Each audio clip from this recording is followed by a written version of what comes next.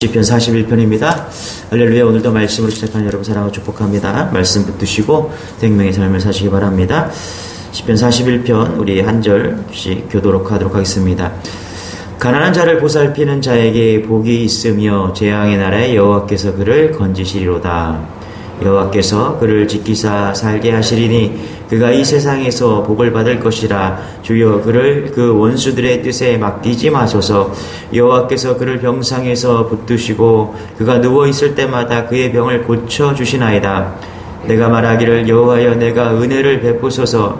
내가 주께 범죄하였사오니 나를 고치소서 하였나이다. 나의 원수가 내게 대하여 악담하기를 그가 어느 때나 죽고 그의 이름이 언제나 없어질까 하며 나를 보러 와서는 거짓을 말하고 그의 중심에 악을 쌓았다가 나가서는 이를 널리 선포하오며 나를 미워하는 자가 다 하나같이 내게 대하여 수군거리고 나를 해하려고 꾀하며 이르기를 악한 병이 그에게 들었으니 이제 그가 눕고 다시 일어나지 못하리라 하오며 내가 신뢰하여 내 떡을 나눠 먹던 나의 가까운 친구도 나를 대적하여 그의 발꿈치를 들었나이다. 그러하오나 주 여호와여 내게 은혜를 베푸시고 나를 일으키사 그가 그들에게 보응하소이로소. 내 원수가 나를 이기지 못하오니 주께서 나를 기뻐하시는 줄을 내가 알았나이다. 주께서 나를 온전한 중에 붙드시고 영원히 주 앞에 세우시나이다. 같이 시작. 이스라엘 하나님 여호와를 영원부터 영원까지 송축할지로다. 아멘. 아멘. 예, 우리 코로나 바이러스로 인해서 많은 분들이 생명을 잃었죠. 인간의 삶에서 궁극적으로 질병 중에 하나가 왜 질병이 찾아오냐, 왜 병이 오는가, 이런 궁금증이 있는데요. 성경은 세 가지로 우리에게 질병에 대해서 이야기를 합니다. 첫 번째는 뭐냐면 질병이라는 것은 하나님의 은혜의 도구다. 예, 하나님의 은혜를 도구다. 그래서 고린도후서 12장 2절부터 7절부터 보면은 바울에게 육체의 가시가 있었죠. 질병은 그게 안질인지 간질인지 구분이 잘 안 되는데 바울은 이 질병이 자신에게 떠나기를 기도했습니다. 한 3번 기도했다 그러는데 잠깐 기도하지 않았겠죠. 아주 정말 간절하게 그 질병이 너무 힘드니까 간절하게 기도했다라는 거예요. 그런데 응답이 뭐였습니까? 내 은혜가 내게 족하다. 그렇죠? 응답이 그거였어요. 그러니까 바울은 질병이 뭐가 됐어요? 은혜의 도구로 만들어버렸다. 그렇죠? 이게 첫 번째 우리에게 주는 질병에 대한 하나님의 응답인 거죠. 그래서 바울에게 질병은 은혜의 도구였다. 또 한 가지는 뭐냐면 하나님의 영광을 나타내기 위해서 질병을 주신다는 거예요. 요한복음 9장 30절에 보면은 이제 제자들과 예수님이 길을 가고 있었는데 소경이 오래전부터 길가에서 소경이 구걸하던 소경이 있었죠. 그랬더니 제자들이 묻는 거예요. 맹인으로 난 저 사람 누구의 죄 때문에 저러게 있는 거냐. 이제 제자들이 그렇게 물었습니다. 그랬더니 예수님께서 뭐라고 대답합니까? 이 사람이나 그 부모의 죄로 인한 것이 아니라 그에게서 하나님이 하신 일을 나타내고자 하심이라. 그렇죠? 이게 질병에 대한 이유입니다. 우리가 병이 있었다. 그런데 그것이 하나님의 뜻이라는 거예요. 무슨 이유 때문에요? 하나님의 영광을 드러내기 위해서 하나님께서 그 병을 주셨다라는 것입니다. 또 한 가지는 오늘 말씀에 있는데요. 사람이 죄를 지었기 때문에 병을 주셨다. 이렇게 얘기합니다. 여러분, 병에 대해서, 질병에 대해서 좀 정리를 할 필요가 있어요. 첫 번째, 은혜 때문에, 바울의 경우에 은혜 때문에, 은혜로 인해서, 은혜를 더하고자 병을 주실 수 있고요. 두 번째는 뭐냐 하면, 하나님의 영광을 드러내기 위해서 우리에게 질병을 주실 수 있다. 또 세 번째 뭐라고요? 죄 때문에 병을 얻을 수 있다. 자, 오늘 3절 4절 같이 한번 읽어보기 시작. 여호와께서 그를 병상에서 붙드시고 그가 누워있을 때마다 그의 병을 고쳐주시나이다. 4절 내가 말하기를 여호와여 내게 은혜를 베푸소서. 내가 주께 범죄하였사오니 나를 고치소서 하였나이다. 자, 질병에 대해서 기록하고 있는 다윗의 몸이 엄청 아팠던 것 같아요. 그렇죠? 자, 사람들이 그가 죽을지도 모른다고 여길 만큼 다윗은 중병에 지금 걸려있는 것 같아요. 다윗이 병들었을 때 다윗은 그 병의 원인이 뭐라고 생각했습니까? 자신의 죄 때문에. 지금 죄 이야기를 하죠. 그렇죠? 여기서 말하는 내가 주께 범죄하였사오니, 그렇죠? 4절에 말하는 그 죄는 뭔지 우리는 알 겁니다. 죄 때문에, 자기는 죄 때문에 지금 이런 병이 왔다라고 고백하고 있다라는 것입니다. 여러분, 기쁠 때도 은혜가 필요하죠. 또 그 다음에 잘 될 때도 은혜가 필요합니다. 그런데 잊지 마십시오, 여러분. 죄의 문제로 질병의 고난이 찾아왔을 때 분명히 우리에게 필요한 것은 뭐냐면 주님의 은혜다. 여러분, 은혜는 어떠한 상황이든지 간에 우리에게 필요한 것이 은혜의 힘을 믿는 여러분 되시길 바랍니다. 그래서 시편 41편을 통해서 우리는 다윗의 기도를 통해서 매우 중요한 교훈을 하나 또 깨닫게 되는 거예요. 뭐냐면 주님의 은혜가 필요하다. 사람에게 은혜를 구하지 말아야 되고 오직 우리가 은혜를 구할 대상은 예수 그리스도시다. 하나님의 아버지시다. 이것을 이야기하고 있다는 것입니다. 은혜가 필요하다. 은혜를 구할 분은 오직 하나님 여호와 한 분이시다. 이것을 이야기하고 있다는 것입니다. 자, 5절부터 9절까지 5절부터 6절까지만 읽어볼게요. 같이 시작. 나의 원수가 내게 대하여 악담하기를 그가 어느 때나 죽고 그의 이름이 언제나 없어질까 하며 나를 보러 와서는 거짓을 말하고 그의 중심에 악을 쌓았다가 나가서는 이를 널리 선포하며. 여기 보니까 5절에서 원수들은 다윗의 죽음을 갈망하고 있죠. 그래, 빨리 죽어라. 그렇게 이야기하고 있는 거예요. 그래서 다윗이 고난받고 있는 동안에 그 원수들은 그의 죽음을 기대하고 기뻐했다는 것입니다. 6절에는 뭐라고 그래요? 원수들은 비방하기 위해서 할 수 있는 것만 모두 다 주워 모아서 다윗을 비방하고 있는 것이죠. 7절은 뭐라고 그럽니까? 원수들은 그가 이 땅에서 절대로 회복하지 못할 것이고 또 자기들이 그에게 뒤집어 씌운 그런 악평도 결코 떨쳐버릴 수 없다라고 이야기를 합니다. 9절에서는 뭐라고 그래요? 가까이 신뢰했던 친구까지 배신했다. 지금 이야기하고 있다는 것이에요. 다윗이 믿었던 그 친구가 나를 대적해서 나의 발꿈치를 들었다라고 이야기를 합니다. 발꿈치라는 건 배신이죠. 그렇죠? 다윗이 가장 사랑하고 신뢰했던 사람, 그런 사람까지도 다윗을 배신했다. 갑자기 왜 이 악인들에 대한 이야기가 나올까요? 다윗이 병들었어요. 근데 악인들의 이야기를 하고 있어요. 이유는 그런 것 같아요. 은혜를 구할 대상은 인간이 아니라 오직 하나님 여호와 하나님이시다. 여러분, 세상은 다 변하죠. 지금 5절부터 9절까지 보면은 다윗이 사랑했던 사람들, 그런 사람들이 다 대적이 되고 원수가 되었습니다. 그죠? 그래서 다윗이 고백하는 거예요. 뭐냐면 변하지 않는 것이 있다. 그것이 하나님 한 분이시다. 할렐루야.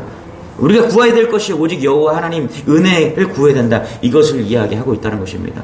저는 궁금한 점이 생겼어요. 그러면 왜 다윗은 왜 이렇게 원수가 많은 것일까? 다윗은 괜찮은 사람이었거든요. 우리 1절, 2절 한번 같이 읽어볼게요. 다윗이 가난한 자들을 어떻게 사랑했는가? 같이 한번 읽어볼게요. 시작. 가난한 자를 보살피는 자에게 복이 있으며 재앙의 날에 여호와께서 그를 건지시리로다.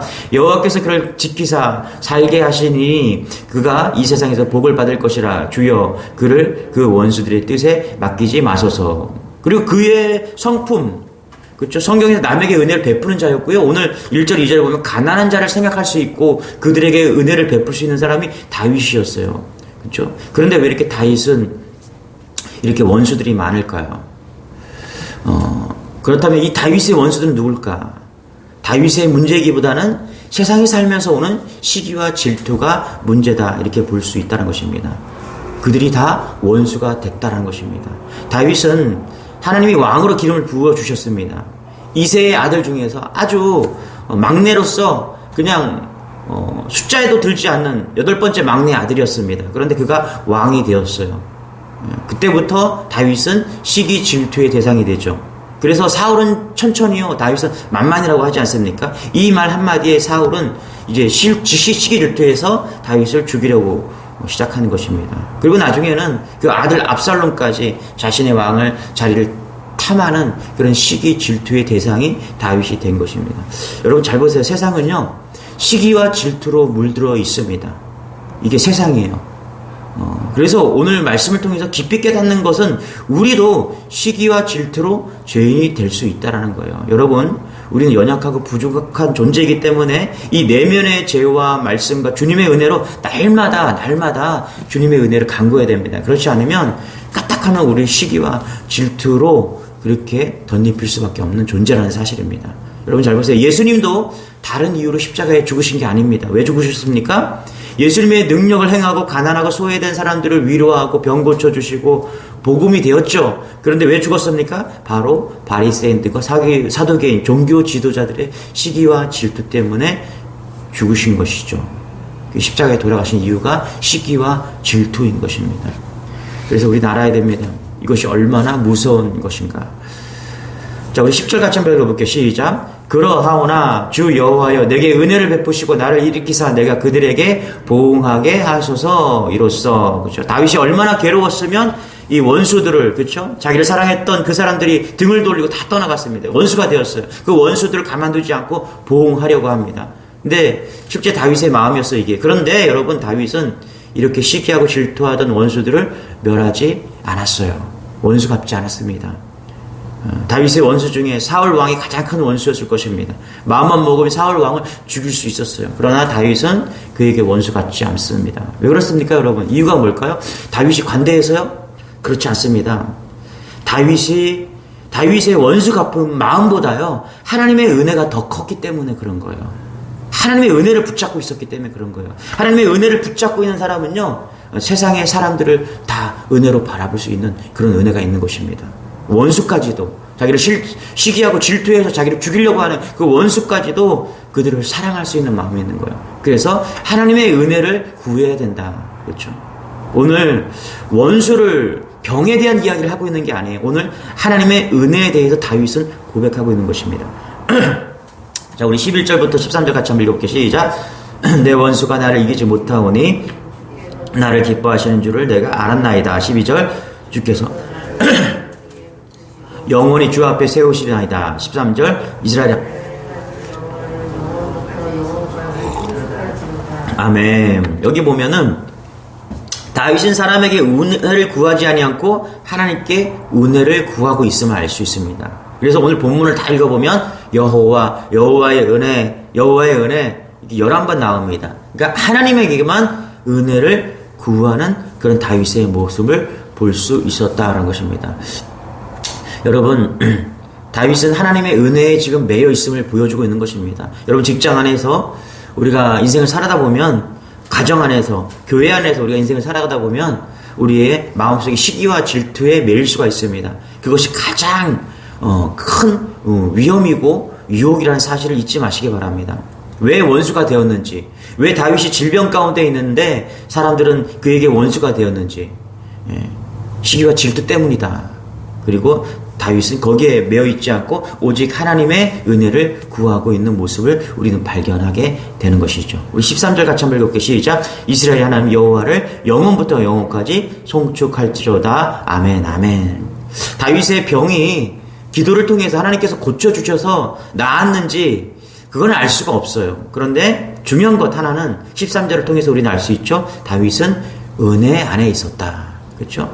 다윗은 은혜 안에 거할 수 있었다. 그래서 하나님을 찬양하고 하나님의 은혜가 충만했다. 이것을 우리는 발견하게 되는 것입니다. 그렇습니다, 여러분. 우리가 질병이 있을 수 있고요. 우리가 질병이 있을 때, 고통받고 있을 때, 또 우리가 어떤 문제로 어려움을 당하고 있을 때 원수들이 있습니다.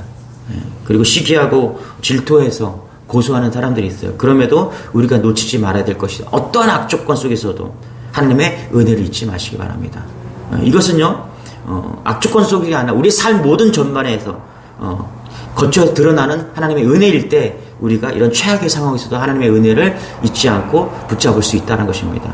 여러분 하나님의 은혜에 매이신 여러분 되시길 바랍니다. 다른 것 추구하지 마시고 다윗이 오늘 사람 바라보지 아니하고 오직 하나님 여호와 하나님의 은혜만을 구했던 것처럼 오늘 그렇게 우리 신앙이 하나님의 은혜를 구하는 그런 믿음을 달라고 기도하는 여러분 되시길 바랍니다.